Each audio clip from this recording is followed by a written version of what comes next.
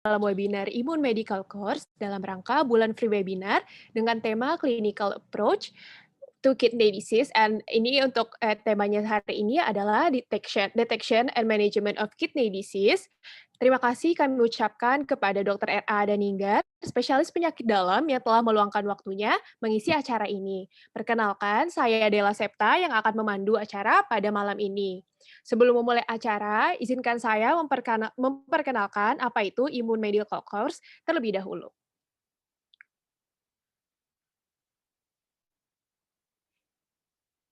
Ya, jadi untuk Immune Medical Course ini merupakan bimbingan belajar yaitu yang didirikan oleh Rian Rahman pada tanggal 9 Mei 2020 dengan visi untuk membantu mahasiswa kedokteran di seluruh Indonesia agar mendapatkan layanan bimbingan belajar yang berkualitas dengan tarif terjangkau. Lalu untuk pelayanan yang diberikan itu ada bimbingan blok atau modul, persiapan SOKA atau SK, lalu ada bimbingan skripsi, bimbingan olimpiade atau kompetisi kedokteran, dan juga bimbingan koasisten. Keunggulannya adalah biaya bimbingan paling terjangkau, pengajar berpengalaman dengan segudang prestasi, waktu belajar fleksibel, pembahasan materi luas sesuai permintaan, dan dari sumber terpercaya. Ya, lalu ini berikut testimoninya, bisa selengkapnya dilihat di Instagram Imun, yaitu @imun_id. Ini untuk kontaknya bisa dihubungi di sini, itu ada Line, Instagram, WhatsApp, maupun YouTube-nya. Ya, baik, sebelum mulai, baik, selanjutnya ini kita akan masuk ke dalam acara inti, yaitu pemaparan materi oleh narasumber Dr. R.A. Daninggar, spesialis penyakit dalam. Izinkan saya untuk membaca CV beliau terlebih dahulu.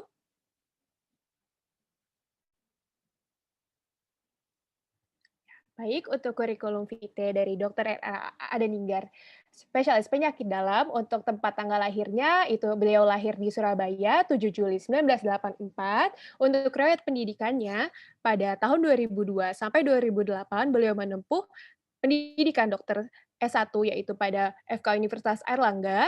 Lalu pada tahun 2012 sampai 2017 beliau menempuh spesialis penyakit dalam pada universitas yang sama, yaitu Universitas Airlangga, dan untuk riwayat pekerjaannya pada tahun 2019 sampai sekarang merupakan spesialis penyakit dalam di Rumah Sakit Husada Utama dan Rumah Sakit Adi Husada Undan Surabaya. Prestasi akademik yaitu untuk IPK dokternya 3,77 dan juga IPK spesialisnya 3,88 dengan riwayat pelatihan yaitu terdapat workshop ekokardiografi, vaskular ekokardiografi, dan juga AKI CRRT dari Korea. Ya, baik, untuk selanjutnya kita akan melakukan pemaparan materi oleh narasumber kita, yaitu Dr. Ning. Selamat malam, dokter. Halo, selamat malam. Ya, selamat malam, dokter. Sebelumnya saya ucapkan terima kasih, dokter, untuk sudah meluangkan waktunya untuk mengisi webinar malam ini. Namun saya ingin mengingatkan bagi yang ingin bertanya bisa menuliskan pertanyaannya di kolom chat dengan format nama underscore institusi underscore pertanyaan yang saya kirimkan contohnya di kolom chatnya. Baik, untuk dokter Ding, waktunya dan tempat saya persilahkan, materinya dibawakan selama 40 menit, dokter. Oke, saya izin share screen ya. Baik, dokter. Masuk ya. Ya, sudah terlihat, dokter. Oke, terima kasih untuk Imun ID yang hari ini mengundang saya untuk berbagi ilmu ya. Ini judul yang saya bawakan hari ini adalah Clinical Approach to Kidney Disease. Sebenarnya ini sangat luas ya. Sangat luas banget karena penyakit ginjal itu sangat-sangat luas. Mungkin hari ini saya akan sharing secara luas sedikit, lalu nanti untuk pendalamannya lebih saya fokuskan ke akut kidney injury dan chronic kidney disease ya. Mungkin itu yang paling banyak kita temukan di lapangan nanti. Oke, jadi gangguan atau disfungsi ginjal itu sering ya kita jumpai nantinya di praktek sehari-hari sebagai dokter, baik dokter umum maupun saya sebagai dokter penyakit dalam, termasuk penyakit yang cukup banyak, dan berhubungan dengan morbiditas, mortalitas, dan progresivitas, sampai pasiennya harus menjalani cuci darah. Ya, jadi dari akut sampai kronis itu bisa terjadi, lalu prognosisnya tergantung pencegahan pastinya, Jadi kalau pencegahan, deteksi dini, diagnosis kita tepat, terapi kita tepat, biasanya tidak sampai jatuh ke kondisi yang kronis atau butuh sampai terapi pengganti ginjal. Ya, kita refresh dikit ya. Ini adalah anatomi ginjal. Mungkin yang masih mahasiswa kedokteran, ya ini mestinya sudah tahu. Jadi ini adalah ginjal, kita punya 2 ginjal ya, bentuknya seperti apa namanya kacang gitu ya, seperti kacang ada di kelenjar ginjal ini ada di retroperitoneal, jadi ada di belakang peritoneum kita. Dan ginjal kita ini kalau dibelah seperti ini, jadi ada gambaran seperti piramid, ini namanya medula, lalu di luarnya ini adalah korteks.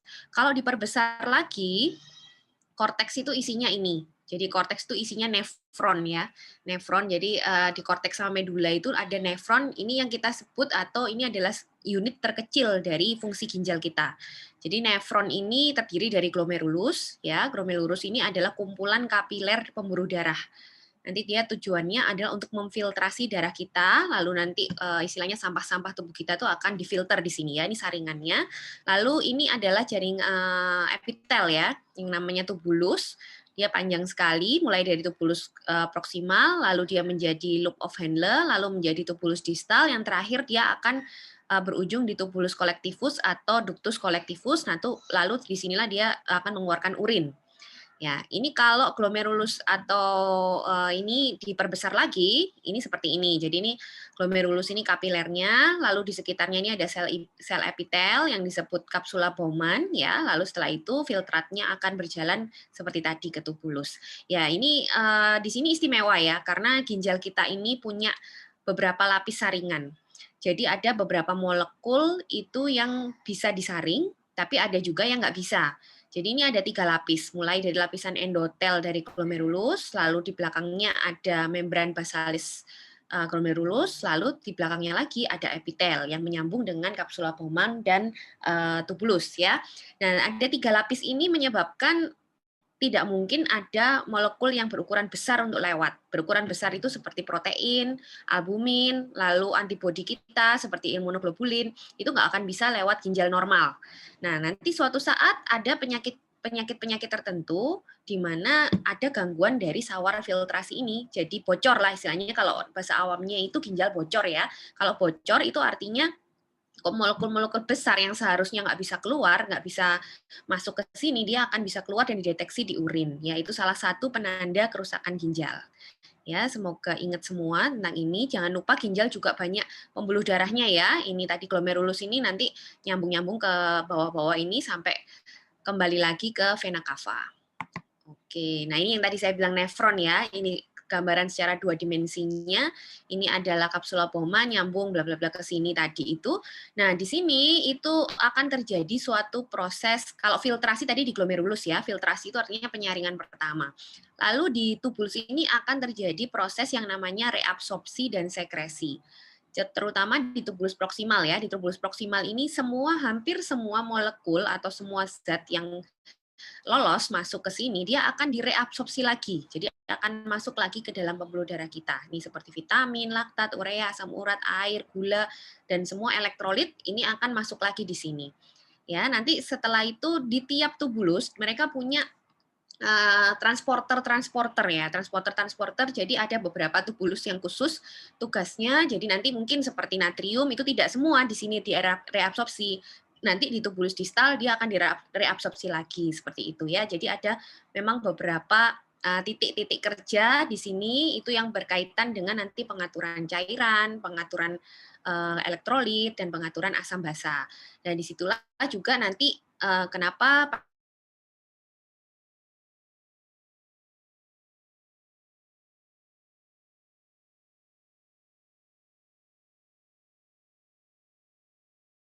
karena adanya kerusakan di nefron ini. Jadi yang seharusnya fungsinya di sini normal itu menjadi rusak ya. Itu sekilas aja. Di sini ada beberapa hormon juga yang bisa mempengaruhi nefron ini. Contohnya ADH.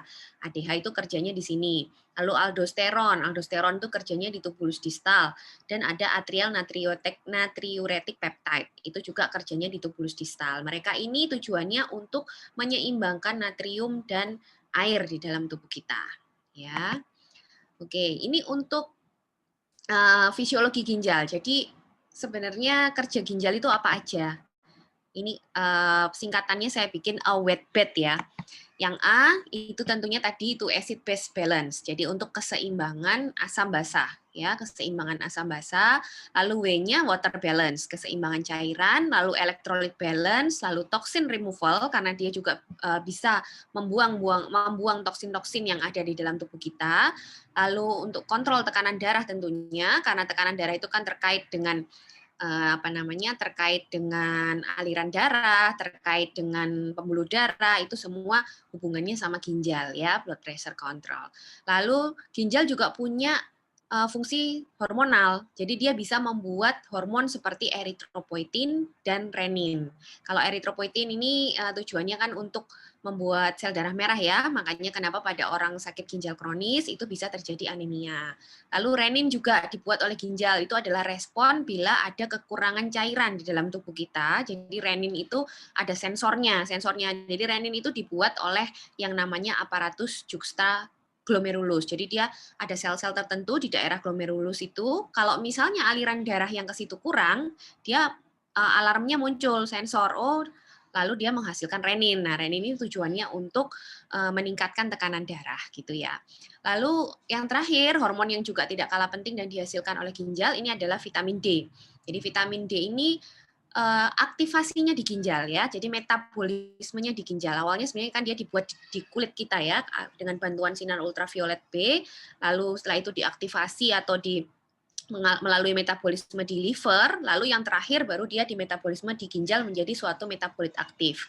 Nah, vitamin D ini berfungsi untuk metabolisme atau untuk keseimbangan metabolisme kalsium fosfat, terutama untuk tulang ya. Makanya pada orang-orang penyakit ginjal kronis juga bisa terjadi ke tulangnya keropos atau gangguan tulang itu karena ini ya. Oke, ini adalah fungsi ekskresinya, dan yang kedua ini adalah fungsi endokrin, tadi sudah dijelaskan. Nah, sekarang klinis penyakit ginjal. Nah, ini yang tadi saya bilang luas sekali ya. Jadi, penyakit ginjal itu sangat luas, mulai dari yang kita sebut sindroma glomerular. Sindroma glomerular itu artinya kerusakannya pada glomerulus. Ini dibagi jadi 2, yaitu sindroma nefrotik dan sindroma nefritik akut. Ya, ini mungkin nggak kita bahas secara dalam. Lalu yang berikutnya adalah sindroma uremik. Ini yang mungkin akan sering kalian temui nanti di lapangan pada waktu bekerja atau jaga misalnya, itu adalah gagal ginjal akut dan gagal ginjal kronis. Lalu penyakit ginjal lain yang juga tidak kalah pentingnya dan sering juga ditemui itu adalah infeksi saluran kemih, batu saluran kemih, dan hipertensi. Ya, untuk kali ini mungkin saya akan fokuskan ke gagal ginjal akut dan gagal ginjal kronis dulu ya, karena yang lain ini kalau kita bahas bisa jadi 1 jam webinar sendiri ya. Memang luas banget ini untuk ginjal. Nah, ini sekilas untuk gejala-gejala penyakit ginjal ya. Mungkin kalau kalian ada datang pasien, kapan sih kalian mencurigai kemungkinan ada gangguan ginjal? Nih contohnya, ada nyeri. Biasanya kalau gejala batu, gejala ISK, dia ada nyeri. Mulai dari nyeri pinggang yang khas sekali, dia bisa menjalar ya. Menjalar sesuai dengan persarafannya, bisa sampai ke inguinal atau bahkan ke alat kelaminnya. Lalu ada edema. Nah, ini edema piting, ini salah satu diagnosis banding yang kita pikirkan adalah kelainan ginjal pastinya. Selain jantung, liver, hipoalbumin, malnutrisi ya, salah satunya adalah ginjal. Ini adalah keluhan pada kencing, waktu kencing. Jadi bisa disuri, bisa serang uri, ini adalah nyeri pada saat kencing. Lalu atau mungkin frekuensi dari BAK-nya itu meningkat juga bisa, atau mungkin pas malam-malam dia bilang semalam saya bisa bangun lebih dari 10 kali untuk kencing. Itu juga clue, oh ini ada sesuatu nih ginjalnya, ini harus kita cari. Terus nokturia itu yang tadi ya, jadi dia bangun malam hari untuk kencing. Terus juga kalau dari tampilan kencingnya, ini juga bisa memberikan kita petunjuk, misalnya kencingnya berbusa, berbuih seperti ini kemungkinan ada protein uri, ya sampai berbusa seperti itu. Lalu misalnya volume dia merasa kencingnya tuh banyak sekali, itu namanya poliuri. Jadi poliuri itu dalam 1 hari lebih dari 3 liter ya kencing. Normalnya itu kan di bawah 3 liter ya, antara 1 liter sampai 3 liter. Kalau oligouri itu kurang dari 400 mili dalam sehari. Kalau anuri benar-benar 0 sampai 100 cc aja. Lalu gejala-gejala lain ini biasanya gejala-gejala pada chronic kidney disease. Jadi mulai ada apa namanya kulit yang kering, dan lain-lain nanti saya jelaskan lebih detail pada waktu menjelaskan CKD ya. Nah, pemeriksaan yang tidak kalah penting juga untuk men-screening awal pasien ini ada kelainan ginjal atau tidak, yang paling mudah adalah pemeriksaan urinalisis ya, atau pemeriksaan urin secara makroskopis. Jadi apakah ada gross hematuri, kalau gross hematuri itu urinnya merah, merah ini darah atau bukan, nanti kita bedakan pada saat pemeriksaan urinalisis ya, seperti itu. Nah, ini adalah contoh beberapa pemeriksaan yang harus kita lakukan kalau kita curiga pasien ini memang menderita penyakit ginjal. Yang pasti pemeriksaan tensi ya, pemeriksaan tensi, jadi tekanan darah. Lalu kalau dari riwayat dicari apakah ada penggunaan obat-obatan tertentu. Sering yang menyebabkan gangguan ginjal itu adalah penggunaan obat anti nyeri jangka panjang, itu sering sekali. Terus riwayat keluarga juga untuk hipertensinya, untuk gangguan ginjalnya. Lalu apakah ada riwayat infeksi. Pemeriksaan JVP juga boleh dilakukan bila dicurigai ada overload ya. Kalau ada overload, pasiennya bengkak, itu bisa dilakukan pemeriksaan JVP. Edema paru ini juga ini tanda-tanda bahwa sudah terjadi overload. Lalu yang lain-lain seperti tadi, perubahan urin ya, yang saya bilang apakah urinnya berbusa atau apakah gross hematuri, lalu dari frekuensinya seperti apa, lalu volume dari kencingnya juga seperti apa. Edema, lalu di ginjal ini kita lakukan pemeriksaan apakah ginjalnya membesar sampai teraba ataukah ada bruit, ini juga bisa menjadi salah satu clue bahwa orang ini menderita penyakit ginjal ya. Oke, nah untuk pemeriksaan laboratorium ini yang paling harus dilakukan pertama itu adalah urinalisis, itu yang paling mudah ya, sepertinya di mana-mana bisa dilakukan.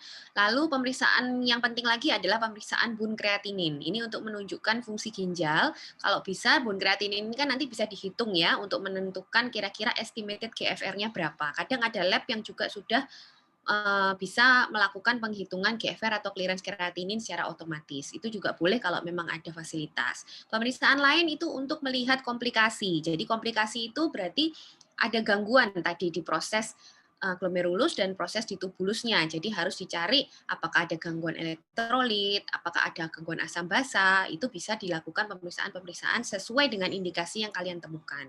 Lalu pemeriksaan radiologi ini juga penting. Misalnya kalau BOF, IVP itu tujuannya untuk melihat misalnya ada kecurigaan ke arah batu, ya. Kalau angiografi ini kalau curiga ada stenosis arteri renalis. Terus kalau USG itu biasanya adalah pemeriksaan awal yang bisa kita lakukan karena dia juga tidak ada radiasinya. Itu bisa melihat seperti ukuran ginjal, bisa melihat apakah ada hidronefrosis atau tidak. Cuma kalau untuk melihat batu, dia kurang sensitif ya. Jadi kalau memang ada curiga batu, itu lebih baik diusulkan pemeriksaan BOF, meskipun ada batu yang memang tidak bisa atau tidak tidak kelihatan ya di pemeriksaan BOF itu bisa diusulkan untuk CT scan. Sekarang gold standarnya untuk batu adalah pemeriksaan CT scan tanpa kontras ya. Ini hanya refresh juga. Biopsi ginjal ini juga boleh dilakukan apabila dicurigai ada sindroma glomeruler yang tidak diketahui sebabnya. Ya, cuman ini memang harus dirujuk. Tidak semua center juga bisa melakukan biopsi ginjal. Ya, oke, ini tadi urinalisis yang mungkin sering kalian temui nanti. Jadi dia tuh bisa menunjukkan hasil semi kuantitatif dan semi kuantitatif kalau urinalisis. Artinya paling dia cuma plus 1, plus 2, plus 3 ya itu kan semi kuantitatif ya. Di sini bisa dilihat mulai dari grossnya atau mulai dari bentukan urinnya, warnanya, baunya itu bisa dilihat lalu di rapid urinalisis. Itu biasanya nanti keluar banyak ini mulai dari pH, berat jenis, glukosa dan lain-lain. Ini semua ada artinya pada kelainan ginjal ya. Jadi ini nanti mungkin nggak bisa juga saya jabarkan satu-satu, tapi paling nggak kalau ada protein uri, terus misalnya ada glukos uri ya, ini juga harus curiga memang ada kebocoran atau ada problem di nefronnya, entah di glomerulusnya, entah di tubulusnya ya. Nitrit dan leukosit ini lebih ke arah ISK. Jadi kalau misalnya nitritnya positif atau ada leukosit uri, itu kita lebih curiga ke arah ISK. Kalau ada darah, ya kalau ada eritrosit, ini kita bisa curiga macam-macam, bisa mulai sindroma glomeruler, bisa ISK juga, bisa batu juga ya, dan butuh pemeriksaan lebih lanjut. Lalu kalau misalnya kalian menemukan protein uri ini ya, jadi protein urinya misalnya plus 3 atau plus 4, itu cukup signifikan ya, karena protein uri yang ringan itu bisa terjadi juga pada orang normal, misalnya pemeriksaannya dilakukan setelah orang itu olahraga, atau setelah atau orang itu sudah menderita demam, itu juga bisa meningkatkan protein uri, tapi paling enggak cuma plus 1, plus 2. Tapi kalau sampai plus 3 dan plus 4, ini berarti kemungkinan ada sesuatu. Nah, ini mungkin harus dilanjutkan dengan pemeriksaan protein yang 24 jam collection ya.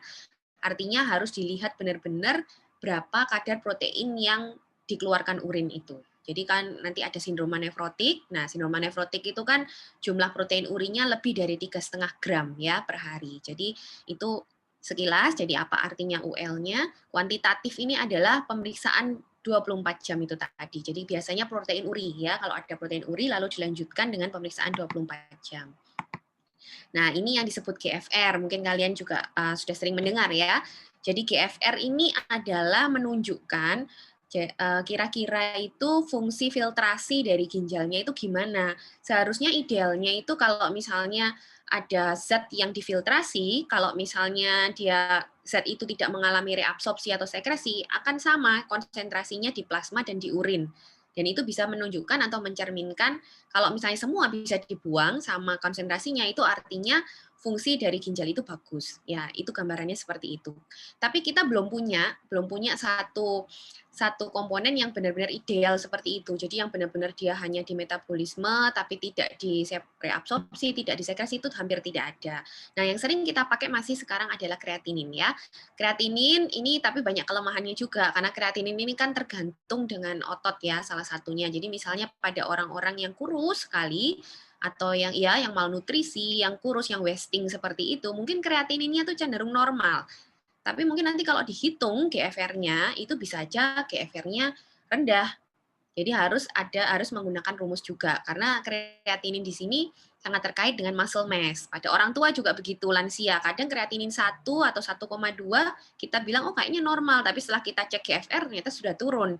Itu bisa banget terjadi ya. Sebaliknya pada orang yang masa ototnya besar itu juga akhirnya terjadi over ya, kita over diagnosis akhirnya ya. Tapi sampai sekarang sih kreatinin ini masih dipakai untuk menilai atau mengestimasi GFR ya. Selain kreatinin sebenarnya yang lebih valid itu menggunakan sistatin. Sistatin C namanya. Jadi sistatin C itu ada beberapa lab yang sudah menggunakan, tapi kalau dipakai secara luas juga belum. Jadi kita tetap menggunakan kreatinin ya. Ini adalah GFR. Lalu kita masuk sekarang ke AKI ya, acute kidney injury. Jadi kelainan ginjal itu bisa mulai dari normal sampai dia gagal ginjal itu berlangsung bisa akut sampai kronis. Akut di sini biasanya batasannya itu antara 2 hari sampai 1 minggu ya. Akut sama kronis ini hanya dibatasi waktu aja. Kalau kronis itu dikatakan lebih dari 3 bulan. Kalau di antara itu masuk nanti yang namanya akut kidney disease. Ya nanti kita lihat lagi. Jadi intinya injurinya itu bisa terjadi sesuai dengan perjalanan waktu ya. Injurinya dalam bentuk apa? Ya dalam bentuk perubahan parameter laboratoris atau produksi urin. Nah, laboratoris tadi bisa ada gangguan kreatinin naik, atau bisa juga gangguan-gangguan komplikasi tadi seperti elektrolitnya terganggu, asam basa terganggu, dan mungkin struktur ginjalnya mungkin juga ada yang sudah terganggu. Kalau misalnya dilakukan biopsi atau apa, itu bisa terjadi atau bisa ada inflamasi di situ ya. Jadi kerusakannya ini bisa berlangsung akut hingga kronis. Per definisi ini AKI adalah ini saya ambil dari KDIGO ya. Jadi KDIGO itu AKI adalah peningkatan kreatinin lebih dari 0,3 mg per desiliter atau peningkatan lebih dari 1,5. Misalnya kalian punya data baseline-nya berapa, kalau dia meningkat lebih dari 1,5 dalam 7 hari terakhir, itu juga disebut AKI. Atau produksi urinnya itu kurang dari setengah cc per kilogram berat badan per jam dalam 6 jam terakhir. Semua ini sudah bisa disebut kalau orang ini menderita acute kidney injury. Ya, ini adalah staging. Jadi dari staging ini bisa dilihat dari kenaikan AKI-nya berapa. Kalau sampai sudah anuri, ini sudah stage 3. Ini kenapa dibikin stage? Karena ini nanti urusannya dengan terapi atau dengan tata laksana. Karena kita mentata laksana AKI stage 1 itu akan beda dengan AKI stage 2 dan AKI stage 3. Tentunya lebih agresif yang AKI stage 3. Bahkan di AKI stage 3 ini sudah bisa dilakukan renal replacement therapy. Ya, dialisis itu bisa dilakukan. Kalau sudah ada indikasi dialisis, mau kreatininnya berapapun, berarti dia sudah masuk stage 3. Ya, ini kriteria lama itu menggunakan refill. Kalau pernah dengar ada risk, injury, failure, loss, ESRD. Tapi ini sudah nggak dipakai sekarang karena dikatakan terlalu luas, jadi tidak bisa menjaring aki pada kondisi awal. Jadi kita pakai KDIGO ya. Nah, kalau ada hasil berbeda, itu kita anggap stage yang lebih tinggi. Seperti tadi, misalnya kreatininnya masih 2, tapi ada indikasi dilakukan HD situ. Misalnya ada hiperkalemia yang tidak terkoreksi atau ada overload, itu dia masuknya stage 3, meskipun kreatininnya mungkin masih masuk stage 2, seperti itu ya. Nah, ini adalah AKI. Jadi AKI itu tidak mungkin tiba-tiba terjadi gangguan ginjal. Pasti ada ininya, pasti ada sebelumnya gitu loh. Jadi kan pertama ginjal orang itu pasti normal dulu ya. Normal dulu, lalu ada peningkatan resiko di sini. Jadi ada peningkatan resiko, misalnya ada paparan tertentu atau ada kerentanan dari orang itu sendiri. Jadi ada dua faktor ya. Exposure itu faktor dari luar, susceptibilities itu adalah resiko atau kerentanan dari ginjal orang itu sendiri. Nah, ini kalau terjadi semua kondisi ini, hati-hati orang ini bisa jatuh ke kondisi AKI. Oleh karena itu, AKI itu biasanya merupakan sekunder dari penyakit yang lain ya, misalnya infeksi berat sampai sepsis, atau orangnya shock, hipovolemik, atau penyakit kritis yang lain, atau luka bakar, atau trauma, itu akan sangat bisa sekali suatu saat orang itu akan menderita AKI. Mungkin dalam berapa detik kemudian, atau dalam berapa jam kemudian, atau berapa hari kemudian.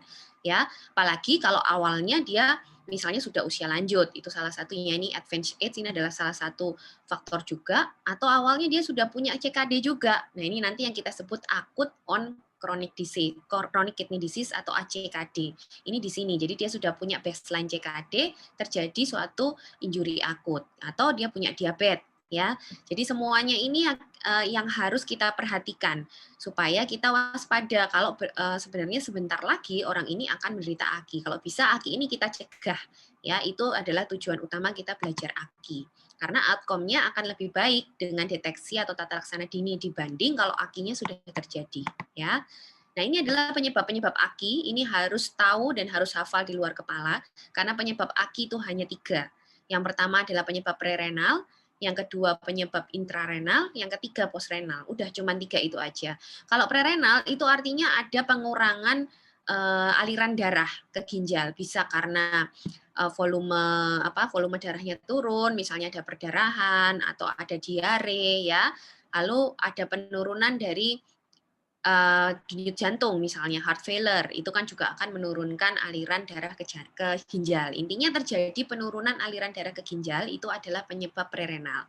Kalau intrarenal itu penyebabnya di renalnya. Jadi ada kerusakan di situ, yaitu kerusakan tubulusnya, kerusakan glomerulusnya. Ini biasanya penyakit-penyakit tertentu ya, contohnya glomerulonefritis ya seperti itu.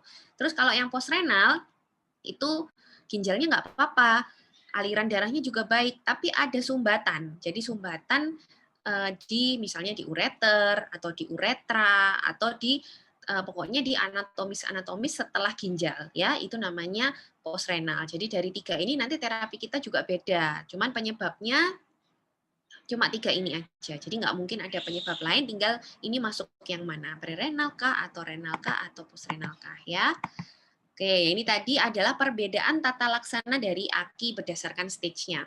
Intinya pada semua AKI itu harus ini, yang semua ini 1, 2, 3, 4, 5, 6 ini harus dilakukan pada semua stage. Jadi yang pertama harus dipastikan kalau ginjalnya ini mendapatkan cairan atau mendapatkan perfusi yang baik. Itu yang harus dipastikan pertama. Ya, jadi dipertahankan, ada yang bilang itu MAP-nya harus lebih dari 65 mm Hg ya, dari MAP-nya itu harus segitu. Jadi penanganan AKI itu yang pertama selalu adalah perfusi. Ya, mungkin bisa dibilang penanganannya pasti adalah cairan duluan. Lalu setelah itu kalau ada hiperglikemi harus dikoreksi karena targetnya adalah 110 sampai 149 aja. Terus semua agen-agen nefrotoksik tidak boleh diberikan pada kondisi AKI. Obat-obatan yang nefrotoksik atau misalnya dia sebelumnya ada riwayat obat-obatan nefrotoksik juga harus dihentikan. Lalu setelah itu kalau stage 2, stage 3 kita baru masuk lebih khusus lagi, bahkan sampai mungkin memikirkan atau kemungkinan dialisis itu pada stage 3 ya. Oke, nah ini. Jadi pada pasien AKI itu kita bisa membedakan di antara 3 penyebab tadi ya, prerenal, renal, dan postrenal itu dengan melihat produksi urin. Jadi kalau produksi urin itu pas kita pertama kali melihat pasien AKI, jadi pasien AKI itu wajib dipasang kateter ya sebenarnya karena kita harus mengevaluasi cairannya. Nah, kalau misalnya setelah dipasang kateter itu urinnya sedikit, oligouria ya, jadi di bawah 400, ini masih 3 kemungkinan itu masih mungkin semua. Tapi kalau dengan pemasangan kateter urinnya itu ternyata tidak oligouri, artinya dia produksi urinnya bagus, lebih dari 400 cc dalam 24 jam, itu artinya prerenal nggak mungkin. Jadi kalau prerenal itu pasti oligouri. Tapi kalau tidak, maksudnya gini, jadi kalau prerenal tadi itu ya, yang kekurangan aliran darah ginjal itu pasti akan menimbulkan oligouri. Ya, tapi kalau yang tidak oligouri itu tidak ini, jadi tidak adanya sampai bingung saya. Jadi tidak adanya oligouri, jadi kalau nggak ada oligouri itu pasti penyebabnya bukan prerenal, gitu. Tapi kalau oligouri masih bisa tiga-tiganya. Jadi dipastikan pertama itu dulu.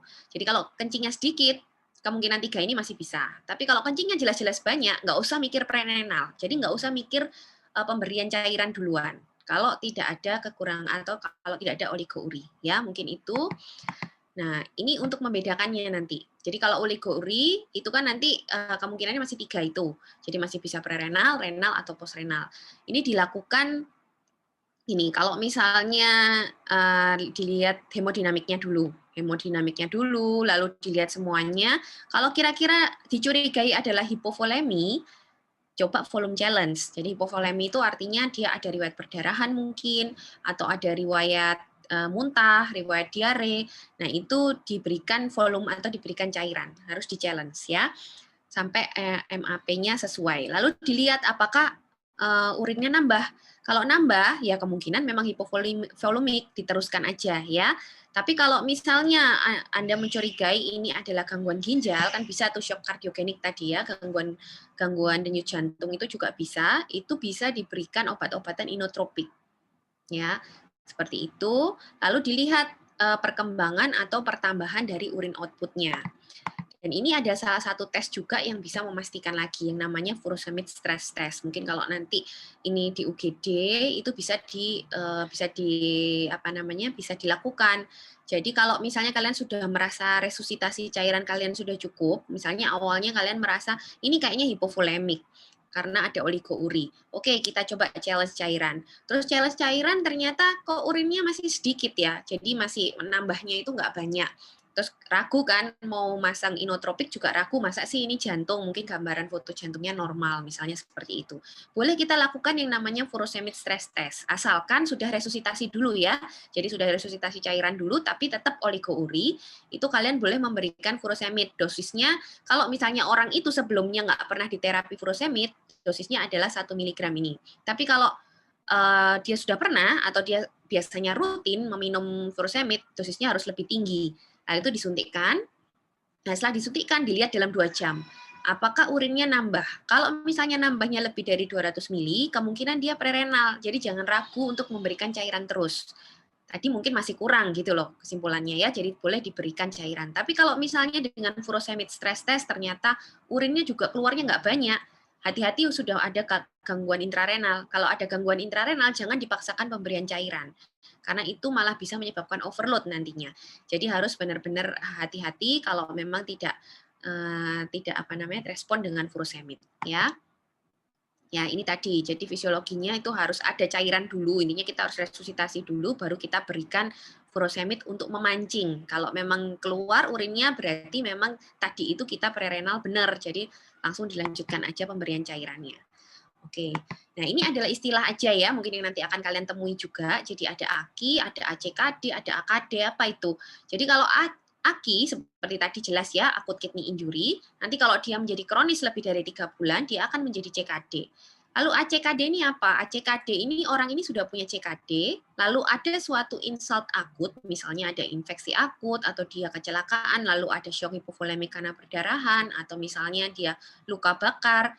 Misalnya ada seperti itu, padahal dia sebelumnya sudah punya CKD, dia kan mengalami AKI juga. Nah, AKI plus CKD ini yang namanya Acute on Chronic Kidney Disease atau ACKD. Lalu AKD ini apa? Kalau AKD ini adalah kelainan ginjal yang berlangsung, jadi AKI-nya ini kan sampai 1 minggu ya, 1 minggu sampai 2 minggu. Kalau misalnya lebih dari itu tapi belum sampai 3 bulan, itu namanya AKD. Jadi Acute Kidney Disease. Itu aja sih, jadi perbedaan waktu aja. Ya ini tadi ya, jadi kalau sebelumnya dia nggak punya gangguan ginjal, itu AKI dia, jadi dia bisa kembali normal. AKI itu perjalanannya bisa kembali normal, atau dia bisa progres ke AKD, atau dia bisa progres lagi ke CKD, atau malah progres langsung ke end stage renal disease. Itu kalau AKI. Kalau AKD, dia nggak mungkin balik ke AKI. Maksudnya kalau AKD, dia nggak mungkin balik ke normal. Kalau sudah AKD, berarti sudah ada injury yang menetap. Ini nanti dia bisa ke CKD atau ke ESRD, balik-baliknya juga cuma ke AKD. Anggap aja begini, misalnya pasiennya sudah sembuh ya, tapi kreatininnya tuh nggak kembali normal. Misalnya kreatininnya jadi 2, ya itu berarti baseline-nya dia sudah menderita AKD. Artinya begitu. Nanti kalau kreatinin 2 ini berlangsung sampai lebih dari 3 bulan, dia akan menjadi CKD. Ya, semoga paham ya. Jadi itu hanya masalah waktu aja. Jadi ini udah nggak bisa kembali normal, intinya begitu. Kalau CKD juga, jadi dia nggak mungkin kembali ke normal, tapi dia bisa progresif ke ESRD, atau CKD ini juga bisa mengalami AKI yang disebut ACKD itu tadi. Ya, oke, itu AKI. Sekarang kita masuk ke CKD. Nah, CKD sama seperti yang saya bilang tadi, ini masalah waktu aja ya. Jadi kelainannya semua ini terjadi lebih dari 3 bulan. Jadi kalau namanya CKD, ini pasien lebih kalem ya. Maksudnya kalem tuh gini, kalau AKI itu pasti pasien datang itu kondisinya berat. Berat karena dia itu ada kondisi akut sekali yang menyebabkan injury yang benar-benar akut sampai ginjalnya tuh kaget dalam tanda kutip. Jadi kalau AKI itu pasti kaitannya sama penyakit yang kritis atau penyakit berat atau penyakit akut. Kalau CKD ini lebih ke kalem-kalem aja. Jadi mungkin dia nggak perlu masuk rumah sakit, dia hanya kontrol aja rutin gitu ya. Mungkin dia dengan kreatinin yang sudah 8, 6, 7 yang udah tinggi-tinggi kayak gitu, tapi nggak ada komplikasi. Misalnya belum ada komplikasi. Ya ini dia menderita CKD. Jadi orang CKD itu penyakit kronis ya yang kontrol-kontrol rutin aja kayak diabetes. Jadi tidak ada kegawatannya. Kalau seandainya dia masuk rumah sakit, kalian pastikan itu pasti AKI. Jadi ada AKI plus CKD yang disebut ACKD. Semoga nggak bingung ya. Jadi kalau sampai dia masuk rumah sakit, pasti ada insult akutnya. Namanya sudah bukan CKD lagi, tapi ACKD. Nah, kriteria CKD itu hampir sama. Sama pokoknya intinya ada kerusakan baik struktur atau fungsi ya. Di sini bisa dilihat ada albumin uri, ada abnormalitas dari urinalisis, dan lain-lain sampai GFR juga turun ya. Ini kriteria dari CKD. Ini tadi sudah, cuman di sini yang mau saya tunjukkan adalah estimated dari rumus estimated GFR. Ini yang nanti akan bisa dipakai, ini bisa ditemukan di aplikasi-aplikasi hitungan itu loh. Apa sih namanya? Medcalc ya. Medcalc itu ini bisa kalian pakai ini. Jadi tinggal dimasukkan aja berat badannya berapa, umurnya berapa. Ini bisa diperkirakan ya. Oke, ini adalah kriteria CKD yang baru. Jadi kriteria CKD sekarang grade-nya itu tidak hanya dari GFR, tapi juga dari albumin uri. Ini nanti terkait dengan prognosis ya, prognosis sama tindakan-tindakan berikutnya. Oke, ini sekilas adalah tanda dan gejala klinis. Jadi tanda dan gejala klinis pada orang CKD yang mungkin bisa kalian temui kalau misalnya di tempat praktek atau tempat kerjanya nggak ada pemeriksaan bun kreatinin, ini gejala-gejala yang bisa dipikirkan kalau orang ini sudah menderita CKD. Biasanya gambaran fisiknya tuh khas banget. Contohnya kayak gini ya. Ini namanya uremic frost. Jadi orangnya tuh seperti ada putih-putih di kulitnya. Ini kalau sudah kayak gini, ini pasti CKD. Jadi kalau khas sekali seperti ini namanya uremic frost, jadi putih-putih kayak ada kristal-kristal garam gitu ya. Ini nggak ada di penyakit lain. Oke, dan ini adalah pembagian stage tadi ya. Jadi pada CKD itu ada stage 1 sampai 5 dilihat dari GFR-nya, dan penanganan masing-masing stage juga beda. Ya. Jadi penanganannya itu intinya yang pertama menerapi kausanya pastinya. Jadi penyebabnya apa? Biasanya penyakit-penyakit penyebabnya itu juga kita terapi. Lalu setelah itu kita lambatkan progresivitasnya dengan cara menyetabilkan penyakit dasarnya ya, itu dulu. Lalu kalau ada komplikasi, kita tangani komplikasinya. Baru kalau semuanya itu sudah dilakukan tapi ternyata tidak bisa atau tidak bisa dengan obat, ya mungkin kita harus mempersiapkan untuk renal replacement therapy.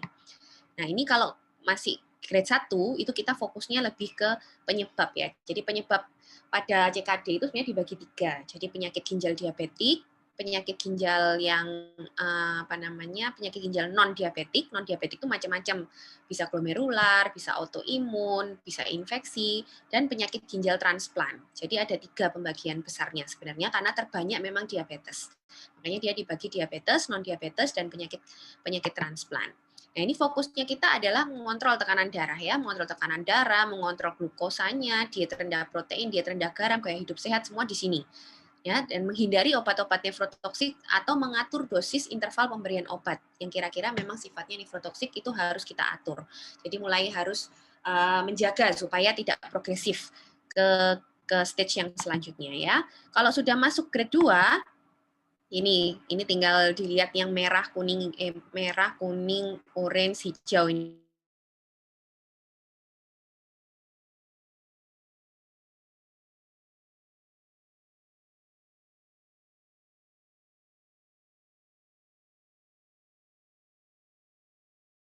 Sekali terjadi progresivitas. Lalu yang stage 3 ini sudah mulai muncul komplikasi. Ya, ini mungkin yang kalian pasti pernah akan sering temukan ya. Jadi yang pertama ketidakseimbangan natrium dan air seperti ini, terus terjadi hipertensi, terjadi peningkatan volume, overload, heart failure. Ya, ini kita menerapinya dengan balance ya. Jadi membalance antara natrium dan air serta diuresis. Lalu kalau kalium ini juga kalau hiperkalemi biasanya asimptomatik dan baru berubah EKG-nya itu kalau kaliumnya lebih dari 8. Ini terapinya juga nanti akan kita bahas kilas. Lalu kalau untuk gangguan asam basa, ini juga bisa sering terjadi ya, karena gangguan ekspresi asam atau penurunan resorpsi dari bikarbonat. Terus pada orang CKD ini juga gampang infeksi karena terjadi gangguan fungsi imun ya, karena miliu atau kondisi di dalam tubuh itu uremik. Jadi itu bisa mengganggu kerja dari sel-sel darah putih kita. Makanya dianjurkan untuk vaksin untuk orang-orang CKD. Terus kalau gastrointestinal yang sering nantinya adalah gejala uremik seperti anoreksia, mual muntah, gastritis ya, seperti itu. Neuropati juga sering dikeluhkan yaitu gringingen ya, apa sih namanya, kesemutan. Kesemutan pada kaki dan tangan itu juga akibat uremiknya.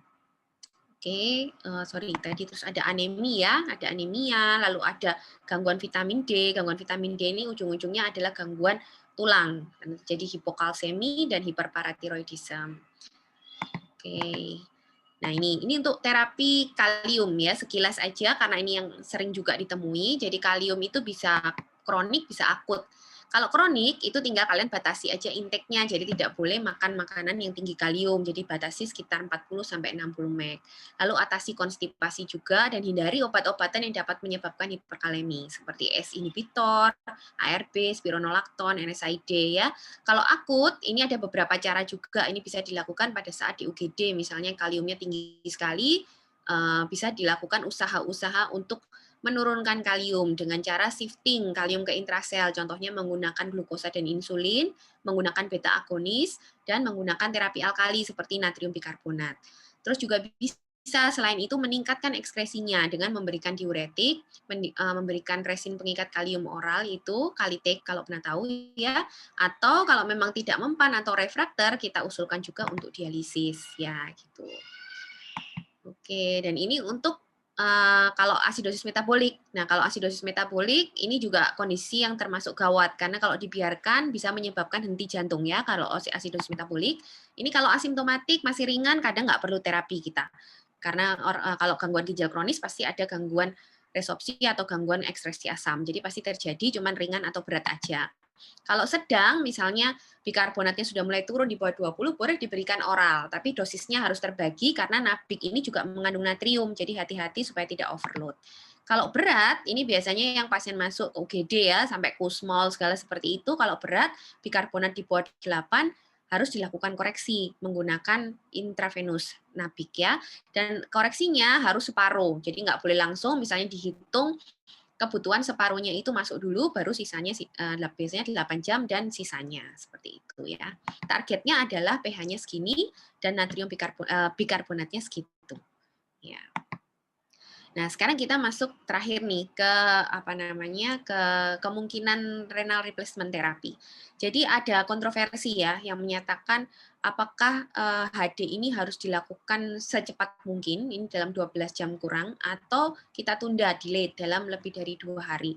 Ini kita ngomong pada AKI ya, karena pada AKI itu sebenarnya kan orangnya belum masuk waktunya HD.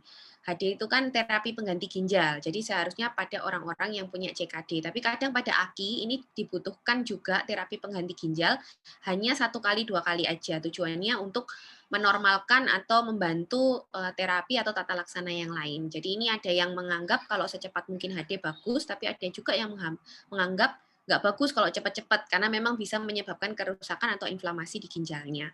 Dan ini semua penilaiannya tergantung ini semua ya, jadi tergantung penilaian dokternya. Jadi dilihat dari resikonya, dilihat dari efek antikoagulannya, atau adakah gangguan recovery ginjalnya. Nah, tujuan utamanya adalah mempertahankan itu tadi. Jadi komplikasi-komplikasi seperti keseimbangan cairan, elektrolit, asam basa itu diusahakan dipertahankan. Lalu mencegah juga kerusakan ginjal lebih lanjut dan mendukung terapi suportif. Di sini artinya kadang pasien itu tidak sadar masuk ICU. Terus dia kan nggak bisa makan ya, misalnya dia butuh butuh nutrisi, tapi otomatis kalau kita memberikan nutrisi kan kita juga memberikan cairan tambahan.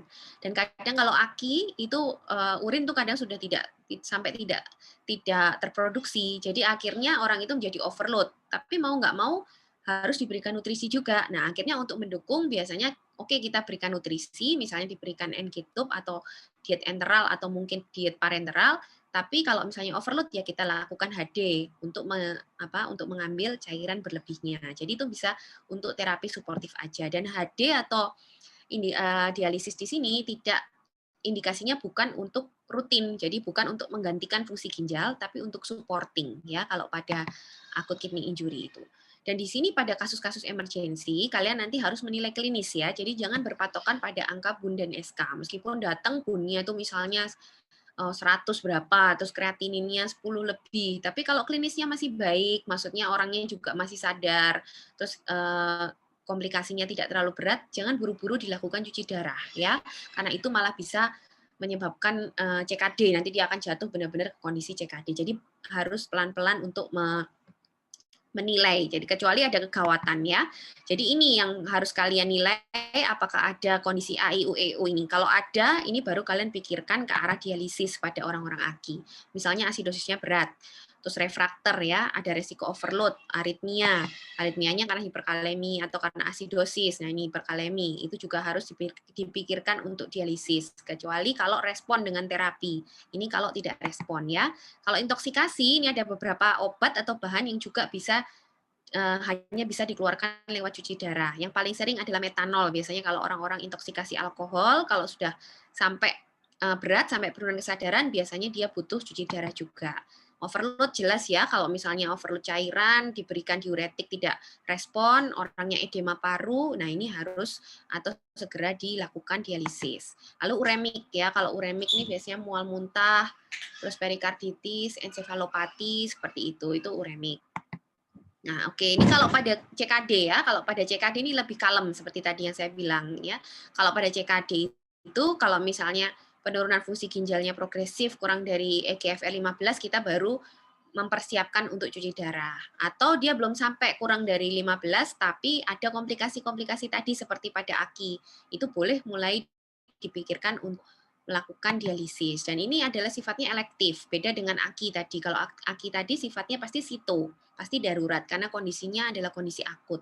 Kalau ini bisa dipersiapkan, misalnya GFR-nya masih antara 15-30, sudah mulai diajak ngomong keluarganya, ini sepertinya butuh cuci darah rutin, jadi harus dipersiapkan. Nanti mulai berbicara mengenai persiapan fisik, persiapan psikisnya juga, persiapan finansialnya. Lalu dipilih kira-kira mau pilih apa. Karena terapi pengganti ginjal itu ada macam-macam ya, nggak cuma hemodialisis. Tapi ada juga peritoneal dialisis dan ada juga transplant ginjal. Jadi ini semua harus dibicarakan baik-baik dengan keluarga dan secara elektif kalau pada CKD. Oke, ini adalah kondisi di mana kalian harus merujuk. Ini nanti dibaca aja ya sendiri ya. Jadi intinya tidak bisa lagi dikoreksi atau tidak bisa lagi diterapi dengan obat. Jadi mungkin butuh konsultasi ke konsultan atau ke SPPD yang lebih ahli untuk ginjal, ini baru dirujuk ya. Oke, terima kasih.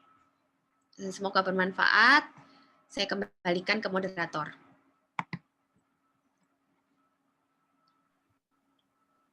Baik dokter, terima kasih banyak kepada dokter nih atas penjelasannya sangat komprehensif sekali, sangat membuka wawasan kita tentang terutama tentang penyakit ginjal, terutama tentang sindrom uremicum, AKI, AKD, ACKD, CKD yang tadi sudah dijelaskannya, perbedaannya, staging dan terapinya, kapan harus hemodialisis, komplikasinya. Baik dokter, selanjutnya akan dibuka untuk sesi diskusi dokter. Ini ada pertanyaan yang sudah masuk, saya bacakan terlebih dahulu yang nomor satu dokter ya. Oke. Baik, yang pertama dari Zulfikar, Universitas Trisakti. Selamat malam dokter, izin bertanya bagaimana jika kita mendapatkan pasien DBD ataupun pasien dalam kondisi syok yang membutuhkan terapi cairan, namun sudah diketahui pasiennya ini memiliki CKD dokter. Terima Ya. kasih dokter. Oke, kalau dipastikan dia memiliki CKD, yang harus kita lihat adalah apakah dia sudah overload. Kalau misalnya dia CKD-nya masih stage-stage awal, biasanya kan belum overload, nggak masalah diberikan cairan, ya. Overload itu bisa kita lihat dari misalnya ada bengkak di kakinya, jadi jantungnya juga membesar. Nah itu, kalau sudah seperti itu memang hati-hati pemberian cairannya. Tapi kalau masih belum ada tanda-tanda seperti itu, tetap berikan cairan nggak masalah. Karena CKD itu kan juga tidak semuanya sudah masuk langsung CKD stage 5 kan ya. Jadi ada CKD yang masih stage 1, stage 2 itu biasanya belum sampai overload. Intinya kalau kalian menemui pasien dengan gangguan ginjal, itu benar-benar penilaiannya itu individual sekali. Jadi terapi di satu orang itu belum tentu sama juga di orang yang lain. Jadi tergantung dia CKD-nya, lalu tergantung penyebabnya juga apa, tergantung dia terkontrolnya seberapa bagus, lalu penyakit yang memperberat ini apa ya. Kalau DBD kan murni memang harus cairan ya, tapi logika nih ya, logika kalau misalnya dia DBD tapi dia CKD dengan overload, harusnya dia nggak akan shock karena kondisi cairannya sudah banyak. Ya gitu aja sih, mungkin case by case ya.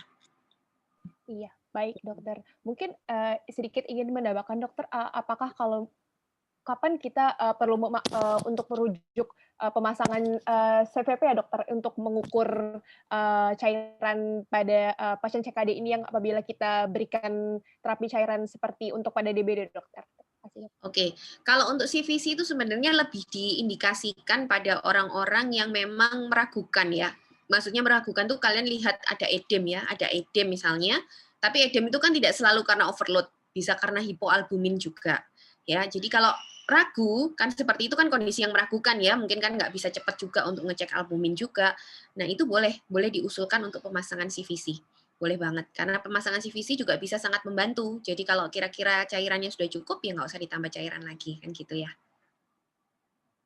Mhm. Baik, dokter, terima kasih. Masuk ke pertanyaan yang kedua, dokter, dari Tira, Universitas UPN Veteran Jakarta. Selamat malam, dokter Ning. Izin bertanya, bagaimana cara pemilihan terapi pengganti ginjal untuk pasien CKD antara pemasangan CAPD, HD, dan transplantasi ginjal? Terapi manakah yang lebih efektif, dokter? Terima kasih. Oke, pertanyaan yang bagus ya. Jadi untuk memilih terapi pengganti ginjal ini tergantung individual lagi. Jadi kalau HD itu kita punya pengganti ginjal kan 3 ya. Ada hemodialisis, ada peritoneal dialisis, ada transplant ginjal. Semuanya ini ada plus minusnya. Jadi contoh pada hemodialisis. Kalau hemodialisis ini positifnya apa? Dia bisa digunakan kalau ada kegawatan, dia cepat kan kita bisa mengatur alirannya, mengatur ini. Jadi untuk kondisi gawat dia sangat berguna.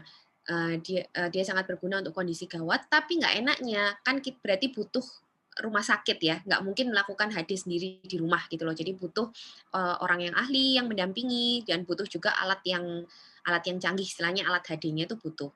Nah kalau misalnya orang-orang ini memang tidak bisa maksudnya gini, kalau peritoneal dialisis, kita masuk ke peritoneal dialisis dulu ya. Kalau peritoneal dialisis itu intinya orangnya bisa mandiri melakukan atau ada yang membantu, terus orangnya ini bersihan. Jadi karena peritoneal dialisis ini kan resikonya infeksi. Karena itu kan nanti dipasang kayak kateter masuk ke peritoneum, jadi yang menjadi membran atau filtrasinya itu adalah membran peritoneum gitu. Kalau pada HD itu kan ada membran dialisernya ya, membran dialiser buatan yang seperti tabung itu sebagai saringannya. Kalau pada peritoneal dialisis yang jadi saringannya itu adalah peritoneum orang itu. Jadi banyak hal yang harus kita lihat.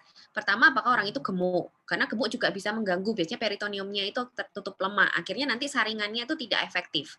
Jadi kelemahannya peritoneal dialisis itu kita nggak bisa memperkirakan kemampuan dari filtrasi peritoneum masing-masing orang. Yang penting orang itu kira-kira bisa dikasih tahu, bisa dikasih pelatihan, dia tereducated, terus ada yang membantu atau dia bersedia melakukan mandiri karena itu kan harus rutin melakukannya dan orangnya itu nggak kemproh gitu loh. Jadi orangnya itu harus bersihan. Karena dikit-dikit kalau misalnya kotor atau dia sembarangan caranya itu bisa terjadi dislokasi, bisa terjadi infeksi seperti itu ya. Jadi harus kalian lihat juga edukasinya, apa tingkat pendidikan orangnya, lalu kita ngobrol ke orangnya kira-kira orangnya mampu atau tidak. Jadi banyak faktor. Kalau transplant ginjal ini lebih diutamakan pada usia muda terutama ya. Jadi usia-usia muda yang harapan hidupnya masih panjang lah istilahnya. Dan biasanya kalau usia muda itu kan juga nanti untuk resiko penolakan transplant itu juga lebih rendah. Karena nanti kalau orang transplant ginjal itu harus mengkonsumsi obat imunosupresan jangka panjang. Nah itu kalau orangnya sudah tua, punya komorbid, itu resikonya besar karena kan resiko infeksi. Tapi kalau pada usia muda, itu kan resikonya lebih rendah. Jadi banyak faktor yang harus kita lihat ya. Biasanya sih kalau di Indonesia ini yang populer ya masih hemodialisis biasa. Karena orang untuk peritoneal dialisis tuh akhirnya banyak gagalnya karena itu tadi nggak konsisten orangnya kadang ya kotor kadang ya terus kelewat waktu HD-nya nah seperti kelewat waktu peritoneal dialisisnya seperti itu ya jadi penilaiannya sangat-sangat individual dan dipastikan yang mana yang paling bagus itu tergantung banyak faktor bahkan faktor finansial juga penting. Jadi misalnya dia usia muda tapi dia nggak mampu untuk transplant ginjal, ya nggak bisa kita pilihkan itu. Ya mungkin dia akan HD reguler. Ya mungkin kayak gitu ya gambarannya.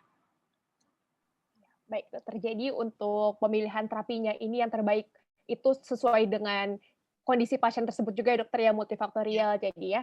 Baik, betul. dokter. Ini untuk pertanyaan selanjutnya, ini ada dari Yudi Tando dari Unpati. Selamat malam, dokter, izin bertanya, pada aki intrarenal, apa saja tata laksana awal yang boleh diberikan oleh GP, dokter? Mengingat resusitasi cairan tidak meningkatkan urine output. Terima kasih, dok. Ya, kalau yang intrarenal ini harus dipastikan sebabnya dan biasanya kemungkinan sih harus dirujuk ya karena penyakit-penyakitnya itu butuh evaluasi lebih lanjut. Yang paling sering kan sindrom glomeruler seperti itu ya. Itu kan butuh biopsi ginjal, terus mungkin juga butuh pemberian imunosupresan atau pemberian steroid. Jadi kalau untuk langkah pertama cukup membedakan aja dulu. Jadi tetap cairan dulu nggak apa-apa. Kalau memang nggak respon ya dilihat nanti kira-kira kegawatannya seperti apa. Kalau misalnya memang gawat, biasanya yang paling sering gawat itu adalah rapidly progressive glomerulonefritis, kita sebut RPGN. Jadi kalau RPGN itu nggak respon dengan cairan, bahkan dia cenderung hipertensi, dia cenderung overload, dia cenderung hematuri. Nah itu kalau seperti itu terapinya adalah steroid. Jadi kayaknya untuk GP lebih baik dirujuk ya. Jadi kalau yang intrarenal ini sudah masuk ranahnya nefrologis soalnya, karena penanganannya sangat-sangat sulit ya. Tapi nggak apa-apa kalau di pertama ya mungkin kalian cuman bisa mengatasi komplikasi. Jadi kalau ada hiperkalemi ya kalian atasi, kalau ada asidosis ya kalian atasi sampai stabil. Ya untuk kausatifnya ya mungkin harus dirujuk. Mungkin seperti itu ya. Baik, dokter. Berarti Mm. untuk penyakit, ginjal yang didasari oleh intrarenal ini, berarti kita lebih baik merujuk, namun untuk penata laksanaan awalnya itu kita bisa lakukan fluid challenge test terlebih dahulu dan juga, atasi komplikasinya, dokter. Komplikasi yang penting. Betul. Baik, dokter. Baik, untuk pertanyaan selanjutnya dari Keilani, yaitu dari Trisakti. Selamat malam, dokter. Izin bertanya, bagaimana cara untuk melakukan fluid challenge test untuk AKI? Terima kasih Iya. banyak, dok. Kalau float challenge test itu nggak ada rumus pasti ya, nggak ada rumus pasti. Jadi kalian lihat kondisi aja. Kalau misalnya sudah mulai ada ronki, kalian curiga edem paru, ya mungkin jangan cepat-cepat juga. Jadi ya misalnya 200 cc dalam setengah jam misalnya. Jadi memang harus trial and error kalau kayak gitu, karena tiap kondisi pasien juga beda. Kalau misalnya memang ronkinya minimal sekali, mungkin bisa lebih cepat, misalnya 500 cc dalam setengah jam atau 500 cc dalam 1 jam. Itu tergantung pada saat kalian memeriksa pertama. Jadi penilaian kalian secara penilaian dokter, penilaian kalian pertama kali itu harus diikuti instingnya. Jadi ya ini makanya menariknya penyakit ginjal tuh di sini ya. Jadi kita tuh nggak bisa niru plek sama buku gitu loh. Jadi kalau ginjal ini benar-benar kita lihat kasusnya, lihat pasiennya, terus lihat pada saat kalian menerima pasien itu nanti akan menjadi decision baru juga. Jadi kalau kayak gini, kalau pertanyaan seperti ini agak sulit juga. Jadi kalau misalnya datangnya dia misalnya sudah edem, sudah apa namanya jantungnya besar, ya berarti flow challenge-nya harus hati-hati atau mungkin tidak perlu flow challenge kan seperti itu. Tapi kalau misalnya tidak ada bengkak tapi ada ronki, kalian ragu nih ronki pneumonia atau ronkinya edem paru, boleh di challenge. Kalau 200 cc nggak masalah, nggak nambah ronkinya tambah lagi. Ya kayak gitulah. Jadi nggak ada rumus pasti ya. Jadi sesuaikan dengan kondisi pasien dan penilaian kalian masing-masing. Intinya jangan ragu. Jadi kalian jangan ragu, percaya sama apa yang kalian temukan gitu loh. Jadi kalau ragu maju mundur malah kadang-kadang mencelakakan pasien. Jangan-jangan tuh ronkinya ronki pneumonia, dia bukan edem paru. Kalau kalian nggak memberikan cairan mungkin malah jatuh ke kondisi aki yang lebih berat misalnya kayak gitu ya. Baik, dokter. Berarti memang kembali lagi lihat ke kondisi Ya. pasiennya masing-masing, dokter ya? Ya, baik dok. Untuk pertanyaan selanjutnya, ini dari Dani Hermawan dari Universitas Trisakti. Selamat malam dokter, ingin bertanya untuk penegakan diagnosis AKI dan CKD, itu apakah hanya berdasarkan anamnesis, yaitu dari dua apakah ada parameter lain, misalnya dari pemeriksaan penunjang atau pemeriksaan lainnya? Terima kasih dokter. Iya, memang durasi itu penting ya untuk membedakan ini akut atau kronik. Cuma ada beberapa sih yang sering saya terapkan juga di sehari-hari. Biasanya kalau sudah ada anemia dan hipertensi, itu udah pasti, hampir pasti dia kronis. Hampir pasti ya, tapi ya belum tentu, karena anemianya kan juga bisa karena penyakit kronik yang lain. Misalnya dia diabetes, terus ada nefropati diabetes. Nah, aneminya kan juga bisa karena diabetesnya gitu loh maksudnya. Jadi itu hanya clue kecil aja. Jadi kalau misalnya ada anemi, pasien itu ada kenaikan kreatinin, lalu ada anemi, ada hipertensi, kalian boleh berpikir ini CKD atau jelas-jelas ada gangguan ada penyakit dasar seperti diabetes, seperti itu boleh kalian anggap oh ini mungkin CKD meskipun kalian nggak punya data baseline kreatininnya berapa. Itu boleh aja sih, nggak masalah. Kan itu nanti dengan evaluasi kadang bisa dilihat kalau pasiennya MRS atau pasiennya opname, itu kita bisa lihat misalnya kreatinin awalnya 5. Setelah kalian terapi, misalnya dengan cairan atau apa, terus misalnya turun kreatininnya, oh, berarti akut kan? Cuman nanti baseline-nya berapa? Kalau baseline-nya ternyata nggak normal, ya berarti itu mungkin akut on kronik, misalnya kayak gitu. Ya, jadi memang nggak murni, nggak durasi juga sih, karena durasi itu pasti sulit juga kalau orangnya nggak pernah kontrol, ini baru pertama kali datang, memang nggak bisa. Ya nanti harus dilihat banyak faktor juga. Yang clue yang paling sering sih itu tadi ya, anemi. Karena jarang sekali AKI itu anemi. Ya, kecuali ACKD ya. Kalau AKI yang murni itu biasanya HB-nya ya masih normal karena eritropoietin kan baru terganggu setelah dia kronis kan. Jadi yang paling paling khas tuh memang anemi sama hipertensi ya. Gitu. Baik, dokter. Untuk pertanyaan selanjutnya dari Bonfilio dari Universitas Unair. Selamat malam dokter, izin bertanya untuk indikasi HD yaitu hiperkalemia refrakter, kapan dikatakan refrakter ya dok? Berapa batas koreksi hingga dikatakan refrakter? Terima kasih banyak dokter. Ya, biasanya 3 kali. Jadi 3 kali dengan semua usaha yang sudah kalian lakukan. Tadi kan hiperkalemi itu bisa macam-macam ya caranya, mulai dari men-shifting kalium ke intrasel atau dengan ekskresi. Jadi kalau shifting itu kan tadi dengan gula plus insulin atau dengan beta agonis, beta 2 agonis atau dengan apa tadi? Oh ya kalau ada asidosis dikoreksi asidosisnya ya. Kalau ekskresi bisa menggunakan diuretik. Bisa menggunakan diuretik atau kalitik kalau pasiennya nggak sadar. Tapi kalau di rumah sakit jarang ya kalitik itu kan untuk rawat jalan biasanya.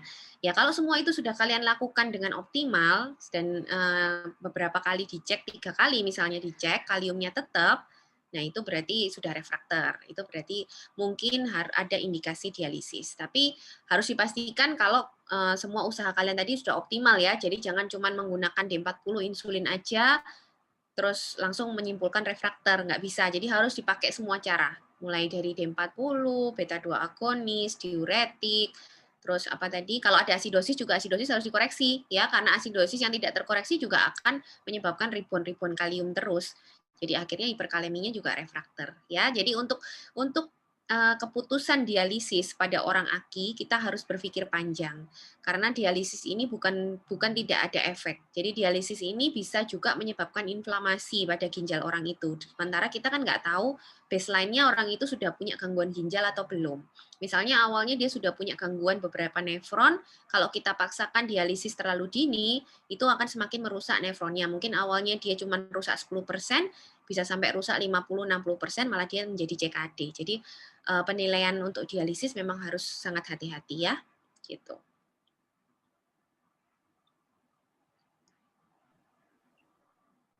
Baik, dokter. Jadi untuk dikatakan refraktor ini apabila sudah melakukan seluruh usaha untuk menurunkan hiperkaleminya ini, apabila 3 kali, gagal baru dikatakan refraktor ya, dokter? Ya, Ya, benar. baik.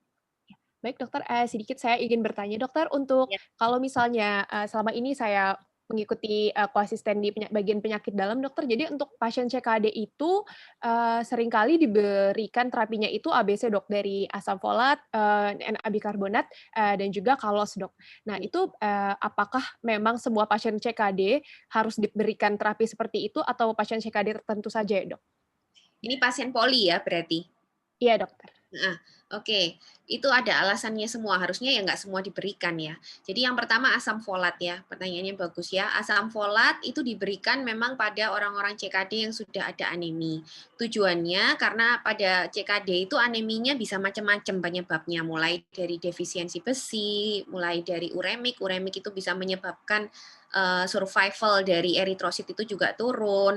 Terus juga bisa ada kondisi inflamasi kronis juga pada orang CKD itu, bisa menyebabkan defisiensi besi yang fungsional, lalu juga bisa ada perdarahan ya pada orang CKD itu, uremiknya bisa menyebabkan gastritis. Jadi gastritis terus ada perdarahan-perdarahan minor, akhirnya terjadi juga anemia. Dan juga bisa terjadi defisiensi asam folat dan defisiensi vitamin B12. Itu juga bisa terjadi pada orang-orang CKD karena gangguan nefronnya itu tadi, jadi gangguan filtrasi ya. Nah, itu pemberian asam folat itu boleh diberikan pada yang memang sudah ada anemi, karena kita tidak bisa memastikan pasti penyebab anemi pada CKD itu yang mana, karena penyebabnya multifaktor ya. Jadi itu boleh diberikan. Lalu kalau yang kedua tadi apa? NA-bikarbonat dokter, Oh ya, napi. natrium bikarbonat. Kalau nabik ini sebenarnya kalau ada fasilitas untuk memeriksakan BGA rutin, itu pada orang-orang CKD itu targetnya bikarbonat memang antara 22 sampai 28. Kalau turun atau kurang dari 22 itu baru diberikan natrium bikarbonat. Hati-hati pemberian pada yang tidak ada indikasi karena kandungan natriumnya bisa menyebabkan hipertensi atau bisa menyebabkan hipertensi yang tidak terkendali pada orang-orang CKD ya. Jadi harus hati-hati kalau nabik itu hanya pada yang memang benar-benar kekurangan bikarbonat. Biasanya diperiksakan itu BGA-nya ya. Kalau nggak ada pemeriksaan itu nggak perlulah diberikan, apalagi kalau nggak ada gejala ya. Tadi kan di slide saya juga kalau asimptomatik tidak perlu terapi karena itu bahaya di overload natriumnya. Terus yang ketiga tadi apa tadi yang ketiga? Kalos dokter. Oh iya, sorry. Kalos itu kalsium ya. Pada CKD itu bisa terjadi yang namanya komplikasi CKD-MBD. CKD-MBD itu chronic kidney disease mineral bone disorder. Jadi pada orang CKD itu ada gangguan pembentukan vitamin D. Seperti yang kita lihat tadi, kan vitamin D itu kan dibentuk oleh ginjal ya, diaktifkan oleh ginjal. Kalau misalnya ginjalnya rusak, vitamin D-nya itu tidak terbentuk menjadi defisiensi. Nah, vitamin D itu dia fungsinya adalah meningkatkan absorpsi dari kalsium dan fosfat di usus. Jadi orang itu pasti akan kekurangan kalsium kalau lama dia tidak bisa membentuk vitamin D. Nah, kalau kekurangan kalsium itu tubuh akan kompensasi kan? Kompensasi pertama dia kompensasinya ke kelenjar paratiroid. Jadi kelenjar paratiroid dia akan mengeluarkan PTH. PTH ini nanti akan memberikan mandat ke tulang untuk kalsiumnya diambil. Jadi tulangnya akan menjadi keropos-keropos seperti itu kan. Keropos-keropos seperti itu, cuman bedanya kalau di gangguan ginjal ini dia juga ada gangguan ekskresi. Jadi kalsium kalsium ini kan kalau misalnya dia bebas, kan kalsium itu panjang ya. Ini agak agak panjang. Jadi kalsium itu kalau misalnya diambil dari tulang, dia akan bentuknya itu adalah ion bebas. Nah, ion bebas ini dia akan berikatan sama fosfat. Ya, namanya kalsium fosfat kan. Nah, tapi pada ginjal ini kalau ada gangguan ginjal, ini fosfat ini normalnya selalu diekspresikan di ginjal. Tapi kalau pada orang CKD itu gangguan ekskresi pasti terganggu. Jadi akhirnya orang ini terjadi hipokalsemi tapi fosfatnya tinggi, hiperfosfatemi. Ya, nah kalos ini sebenarnya untuk mengikat ya. Jadi untuk mengikat kelebihan dari fosfat ini. Nah, kapan diberikan? Kalau memang dipastikan sudah terjadi MBD itu tadi. Jadi MBD itu pada kondisi CKD awal biasanya belum terjadi. Itu diagnosisnya adalah terjadi hipokalsemi dan hiperfosfatemi. Jadi itu seperti fosfat binder. Jadi untuk mengikat kelebihan fosfat. Kenapa fosfat harus diikat? Karena berbahaya. Kalau misalnya dibiarkan, nanti dia akan berikatan dengan kalsium, dia bisa menyebabkan kalsifikasi di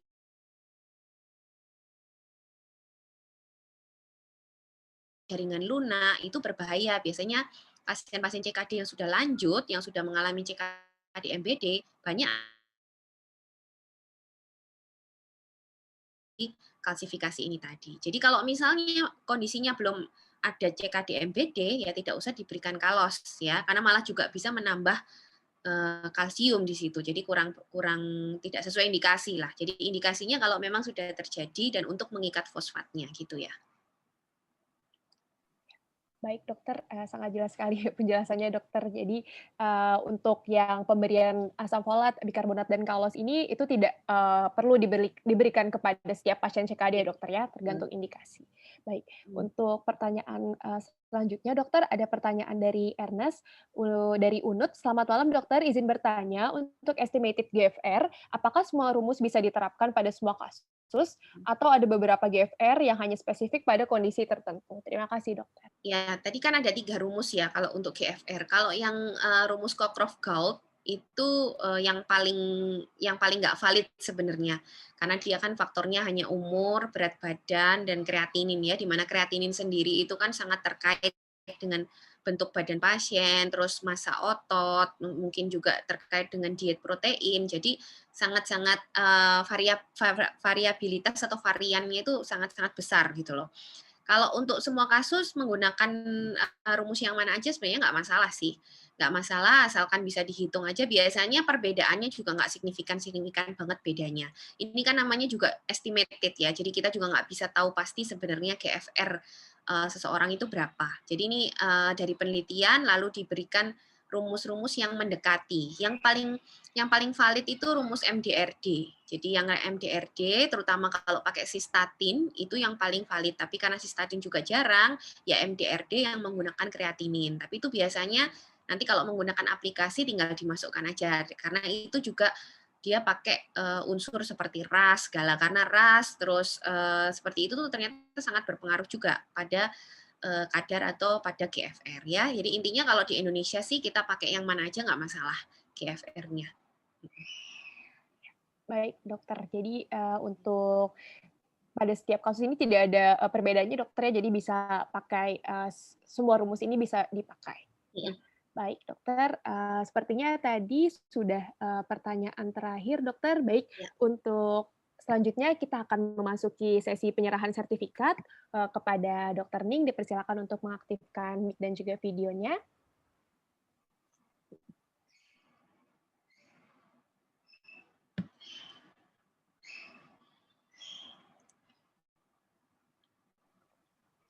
Ya, ini dokter, baik dokter, ini untuk, sertifikatnya sebentar. Baik dokter, saya izin untuk mengambil gambar. 1, 2, 3. Oke, baik. Terima kasih dokter. Terima kasih. Ya, terima kasih Dokter Ni sekali lagi. Baik, untuk selanjutnya adalah sesi foto bersama. Kepada seluruh peserta dipersilahkan untuk on kamera dan menggunakan virtual background yang telah dibagikan. Kepada admin dipersilahkan, boleh.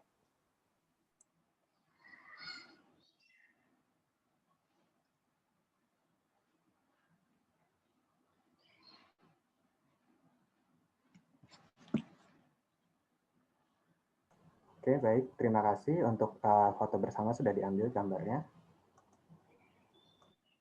Baik, dengan berakhirnya sesi foto bersama kali ini, berakhir pula acara webinar Imun Medical Course dengan tema Clinical Approach to Kidney Disease. Terima kasih kami ucapkan kepada Dr. Ning atas waktu luang yang telah diberikannya dalam mengisi acara ini. Terima kasih pula kami ucapkan kepada seluruh peserta yang telah antusias dalam mengikuti webinar ini. Saya Del Septa pamit undur diri dan sampai jumpa di webinar-webinar selanjutnya. Terima kasih. Terima kasih. Terima kasih, dokter.